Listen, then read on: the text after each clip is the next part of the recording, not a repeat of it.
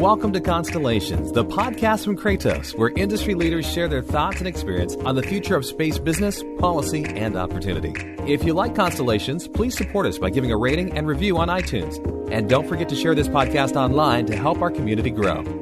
Welcome to Constellations, the podcast from Kratos. My name is John Gilroy, and I'll be your moderator. Today, we'll go over the use of LEO constellations by the U.S. government, and we've invited Kevin Steen, CEO of OneWeb Technologies, to cover this topic. Kevin, we're going to jump right in here, buddy. You just came on board with OneWeb Technologies. OneWeb is a communications company that aims to build broadband satellite internet services. Can you tell us a bit more about the difference between OneWeb and OneWeb Technologies? Certainly, and thanks for having me.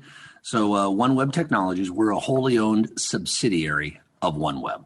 It's in a structure that is relevant for companies that are doing business with the U.S. government, a U.S. entity, but they have a foreign parent, right? So it's called a proxy company. And there are other substructures within those categories, but we're a full proxy versus an SSA. There's different classifications, but basically it's a structure. We have our own board designed to protect the interests of the U.S. government when they're doing business with a U.S. entity that is owned by a foreign company. Good. And so everyone knows there's two separate companies and Good.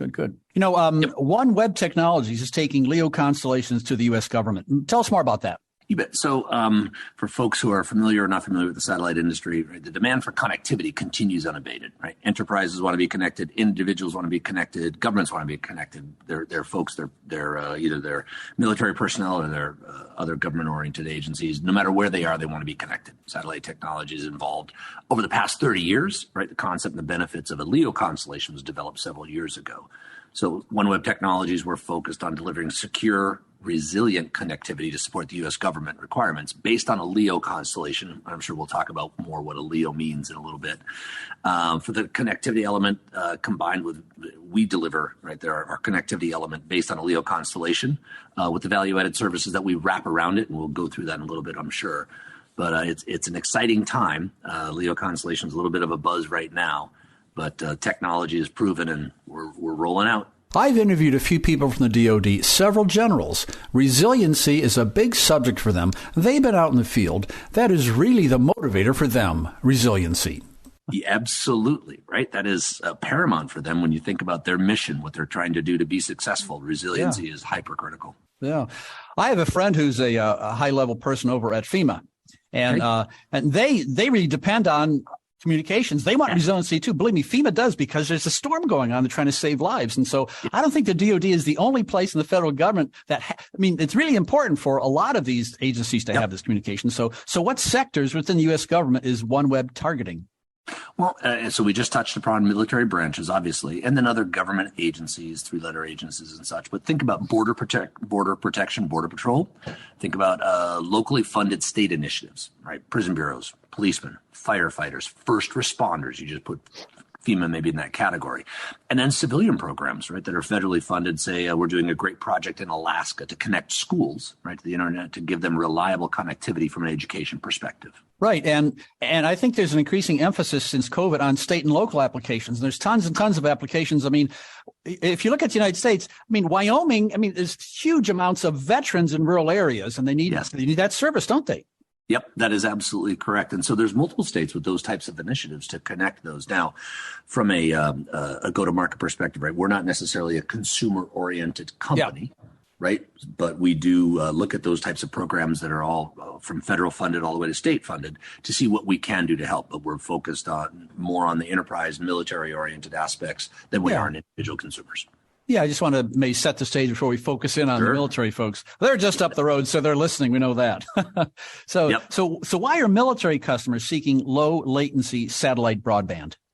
Yeah, and so I want to just make sure we use broadband in the right vernacular, right? So broadband to some folks means just straightforward connectivity. To others, it means consumer-oriented connectivity. So we use it in the straightforward connectivity context. But it's low mid latency for mission critical applications that require it. Right, so modern applications that are being developed require low latency. They assume low latency in their design. That's number one. And then number two, it's connectivity in places that they currently don't have for broadband. Think about polar regions, right? So polar orbits or polar connectivity Right? Geo constellations typically don't provide coverage that far north, whereas LEO constellations give you that connectivity no matter where you are on the globe, in essence. And then there's a very interesting applications such as ISR, used to be known as UAV applications, as an example. So there's a real-time applications that they need connectivity for real-time decision making. And that is why military customers and the U.S. government in a broader context is looking for low latency satellite broadband. And I think the obvious is here is that the U.S. military doesn't pick the venue for the fight. No, correct. The fight comes anywhere, and we just don't know where it's coming. I mean, polar. I mean, it's such a broad-reaching area that they have to have that low latency because there's so many IoT devices out there, and if increasingly there are people living on the edge computing's coming in there, and they have to make decisions based on information coming from the edge, whether it's a sensor, whether it's something that's in the air, something it isn't. So we talked about some of these basic concepts. So what other types of specialized services is the military looking for? Well, you just hit on a key element of it, right? Real time. So IoT itself is not the reason that you would have a LEO constellation, right? Because some of those sensors out there are fine with low data rates, right? It's certain applications within, but it's the support for time sensitive, critical decision making, having the data available to support the decision. The bandwidth and the latency are both key. So at OneWeb Technologies, we refer to this as information, time, and intelligence, right? It's the right info at the right time with the right intelligence, right? So those specialized services, then I mentioned one, polar coverage. Another example would be with LEO constellations, you can bring to market even smaller, lightweight, ultra-portable terminals, right, that LEO enables, not just for IoT, but actually for folks who would use them wherever they need to go. Then there's the notion or the capability around unmanned applications, both land, sea, and air. You can think about, and you can probably internalize real quickly why that real-time connectivity, low latency is paramount for something around an unmanned application. And then it goes to other capabilities, say connectivity between satellites, right? So there's some specialized services where you could, instead of sending the traffic to the ground, satellite to satellite, then to ground, or between satellites. So those are the kinds of specialized services that they're looking for as satellite becomes a true broader domain or a bigger requirement, if you will, in defending our country and protecting our interests. Let's go back to this latency and resiliency, these two important words down the Pentagon, So how do you ensure the communication link in a LEO constellation to provide certainty that the U.S. government and users have that communication? Yeah, that's a good question. So at OneWeb Technologies, we have a history and experience in tailoring our commercial solutions to meet or exceed the U.S. government and critical business infrastructure security needs. So we're developing capabilities that meet or exceed the U.S. government's requirements. We meet NIST, National Institute of Standards and Technology, and CMMC, right? The broader, the more advanced cybersecurity maturity model requirements. And we're obviously fully committed to meeting the IA-PRE requirements. So those are the new broader requirements coming out of Cisco. And then we continue to make investments necessary to accomplish all of this. It's people, it's infrastructure, it's processes, right? At the end of it, when you think about our link quality or link capability, is getting closer and closer to terrestrial levels, and we continue to push those boundaries. So that's that all around then ensures that communication link is reliable, resilient, and secure, right? So that's paramount as we open up the conversation with from those U.S. military folks. Is resiliency is paramount. So those are the investments we're making now and continue to make. You mentioned LEO. Let me ask you a question about LEO here. As LEO begins to proliferate and commercial constellations grow, how do you see that competing with government-owned LEO constellations? Yeah, so the U.S. DoD today has their own constellation. It's in a geo orbit, right? And but they augment that with commercial bandwidth today, right? So their demand profile consistently outstrips what they can serve in their own geo constellation. That'll happen again in LEO. So it's an opportunity for us and also as an industry to collaborate more closely with the U.S. government, and we really look forward to doing that. But I see that trend or that philosophy will continue. If the U.S. government stands up their own LEO constellation, they will continue to augment it with commercial-oriented bandwidth and commercial-oriented capabilities and technologies that frankly gives them access to a broader, a big breadth or a big swath of commercial technology that is much more than they can probably develop on their own, faster time to market and such. So it'll give them, flexibility, diversity in their portfolio and their ecosystem of technologies. But I see that it's more of a partnership and a collaboration than it is a competition. We're kind of setting up this commercial versus government-owned network question. So this leads to the natural one everyone's thinking here. So how does OneWeb differ from Starlink as a commercial provider? I get asked that a lot, both from colleagues and also from customers. So I'll go in through in no particular order as these things just come to my mind. So number one, we're not a consumer play. We're not providing broadband, if you will, to the individual homeowner. We do offer SLAs and commitments on our bandwidth. It's not a best effort service. When you sign up with OneWeb Technologies, it's a committed bandwidth that we provide to you. We back it with our SLAs. We're horizontally integrated versus Starlink. So we've got an ecosystem of solutions and partners and terminals that bring to bear, right? So it's Starlink is very vertically integrated. Sorry about that. And so we don't go to a market also as a loss leader, right? Today they have their terminal out there. They're selling it in the $500-$600 range, but they're acknowledging they're not making money on that. Well, so that's a loss leader. That's not a long-term viable business model. Whereas out of the gate for us, right, we're focused on the right business model. We do offer 24/7 support for our customers when they call and they need help. They need help whatever time it is, no matter where they are. So we don't do a best effort support. It's 24/7 mission critical, and so we're there with cleared personnel as needed. Many of our employees come from the U.S. military, right? They've left the armed services, and we're honored to have them as employees.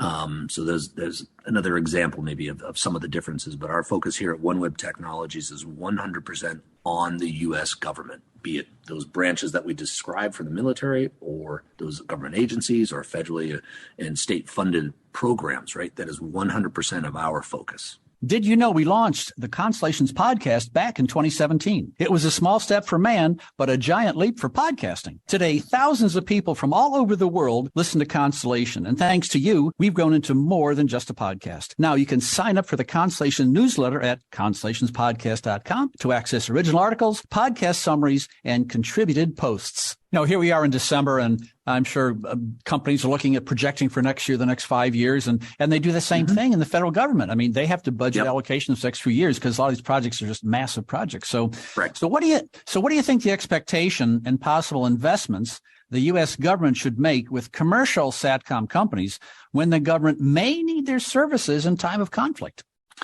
Yeah, that's another good one. So I would say that the U.S. government has a history of funding, if you will, funded R&D for new capabilities. That must continue, right? But if you think about the time of crisis, as you just said, we don't know when it's coming or where it's coming. So how do we react faster, I think is the gist of your question. So the funding for joint testing, get those capabilities we have out there. Let's test it, make sure it works, make sure that it works the way that the soldiers, if you will, are going to use it, are going to depend on it, are comfortable with it. And then I think we get to flexibility in funding vehicles when needed, right? So they need to be able to move quickly with new approaches when it comes to, say, contracting or acquisition, right? We have these capabilities or processes out there on SIBRs and OTA. That's a step in the right direction, but we need to ensure in times when we need to react quickly that the ability to contract or handle an acquisition can be done very rapidly, almost in essence, a commercial style. You think of how fast you can go out and buy something, a click through a house, whatever it is, right? You've got a process and a framework in place as a consumer or as a commercial entity. You've got that framework. I think they're going to need to move closer to that if they want to get things done rapidly in a time of crisis. We have listeners all over the world. And when you said SIBR, I'm sure they're trying to figure out, look it up in the dictionary. So SBIR. It's just a small business initiative the federal government has. So SBIR. Sorry. No, nothing to be sorry about. My daughter just finished a master's degree in finance, and she took courses in Python. She also took a course in risk management. Wow. So I want to talk about risk management here. Let's apply it to you. Focus on you, Kevin Steen. Yeah. So who handles the risk here in all these, plans for networks here? Who handles the risk? The U.S. government or a satellite communication provider? So if the government buys capacity or capabilities in crisis, with a company whose security is commercial best practices, well, who's responsible for the security here? It's a tough question. Well, actually, for me, it's not. And given that, at OneWeb Technologies, that they are our sole customer, they are our, quote, sole mission. So what we have done, what we have built, what we have designed, what we have architected is based on their requirements. So we bear that risk. Right? We are, our whole network, if you will, is focused on the U.S. government and all those sub-entities under it. So we bear that risk, right? That's how we designed it. We designed it to their standards, their requirements. It's front and center, I guess is how I'd say it.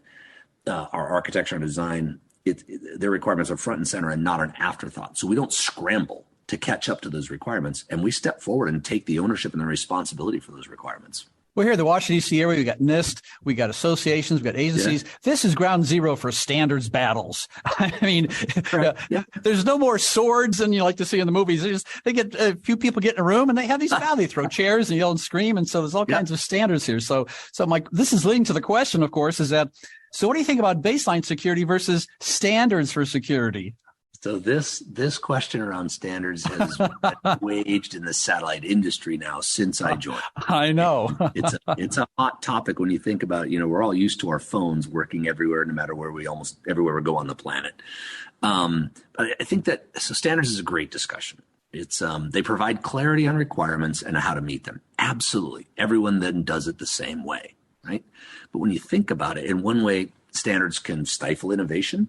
Right, but they do solve interoperability requirements.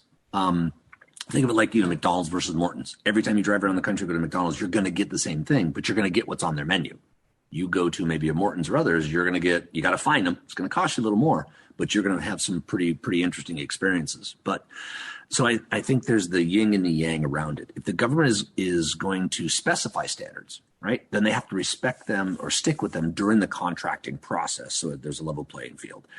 If you give an exception at the very end, you then put those that didn't adhere to the standards in a more advantageous space, because those who adhered to the standards brought it to bear and they developed their solution around them, but then they're not required to deliver those at the end. They now have a higher cost, right, than those who did not, who got the exception. So I think standards they provide a great way to think about, digest, and ensure you've developed the requirements and they're well understood. Then you look at how are they going to be implemented and what are the degrees of freedom you give the companies who are bringing that solution to bear, and how hard do you hold them to the standards, right? So setting the playing field at the beginning, I think, is paramount. I do think that for the U.S. government, interoperability is key. Right. There's been a big shift in the U.S. government over the past, I'd say, 5 years. So I think standards drive or provide that way that they can achieve their interoperability requirements. Then it's all around, what technology can you layer on top of it while still meeting the standard, but differentiate from your competitors and also provide the best capabilities you can to the U.S. government. So I think it's a hot topic, but again, from my point is, if we're going to set that bar of these are the standards, then let's set that all the way through the contracting process, so we don't put some folks inadvertently at a disadvantage. Yeah. Kevin, some people say that the discipline gives you the freedom, and if you have that discipline, then you can actually perform better than not having any swim lanes here, huh? Yep. No, I would agree. It does set an expectation of what they're going to receive, right, from a capability, a product, or a solution. So it does put everybody in a level playing field, and then you differentiate in the areas that are then, where your freedom should be set. Yeah, I'm with you. Well, this is a part of the interview where I quote a famous philosopher, and you have to reflect on this. It's going to be very serious here. So the philosopher I chose is Yogi Berra, and he famously said, "Prediction is difficult, especially about the future." So there's a Yogi Berra question for you, Kevin. Yep. So let's look 4 or 5 years down the road. Where do you see OneWeb Technologies, flourishing, or what do you think is going to happen here? So if I look into the future, I would say that the demand for connectivity continues, and the capabilities and what satellite communications can do, the problems they can solve, are going to continue to expand. We'll solve more and more problems 5 years from now with satellite that simply couldn't be solved previously due to technology advancements. So at OneWeb Technologies, we subscribe to that. So we're focused on what are the incremental and new capabilities that we can bring to market, that the commercial world is bringing to market, and how do we apply those to the U.S. government? Our focus is not going to waver. That is our single sole customer today, the U.S. government. I think from our perspective, then, we will continue to enhance, augment, and build on that secure network that we have built. It will become more robust, even more resilient. It'll have a broader footprint, if you will, to deliver new services that the U.S. government says, hey, I would like to take advantage of this or this or this.